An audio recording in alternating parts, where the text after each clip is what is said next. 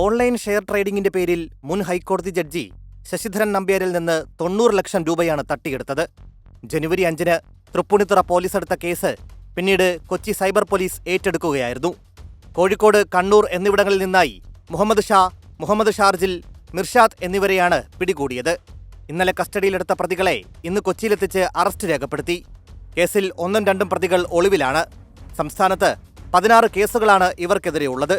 90 അക്കൗണ്ടുകളിൽ നിന്നായി 35 ലക്ഷം രൂപ പോലീസ് തിരിച്ചുപിടിച്ചു. ഇത് ശരിക്കും ചൈന, കംബോഡിയ തുടങ്ങിയ രാജ്യങ്ങളിലെ അവിടെയുള്ള ആളുകൾ, അവിടുത്തെ മാഫിയ ഇടപെട്ടിട്ടുള്ള ഒരു ഓൺലൈൻ ചീറ്റിംഗ് ട്രേഡ് ആയിരുന്നു. അപ്പോൾ ഇതിൽ പ്രതികളെ കിട്ടാൻ വലിയ പ്രയാസമായിരുന്നു. പക്ഷേ ഞങ്ങളുടെ ടീമിന്റെ അശ്രാന്ത പരിശ്രമത്തിന്റെ ഫലമായിട്ട് ഇതിൽ കണക്ട് ചെയ്യപ്പെട്ടിട്ടുള്ള മലയാളികളായ ഒരു 3 പേരെ ഞങ്ങൾ ഇപ്പോൾ അറസ്റ്റ് ചെയ്തിട്ടുണ്ട്.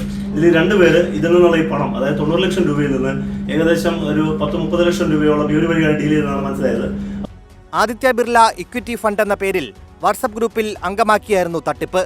850% ലാഭമായിരുന്നു വാഗ്ദാനം. സംസ്ഥാനത്തിന്റെ പല ഭാഗത്തും നിരവധി പേരാണ് തട്ടിപ്പിനിരയായതെന്നും മാനഹാനി ഭയന്ന് പലരും വിവരം പുറത്തു പറയുന്നില്ലെന്നും പോലീസ് പറയുന്നു. 24 കൊച്ചി.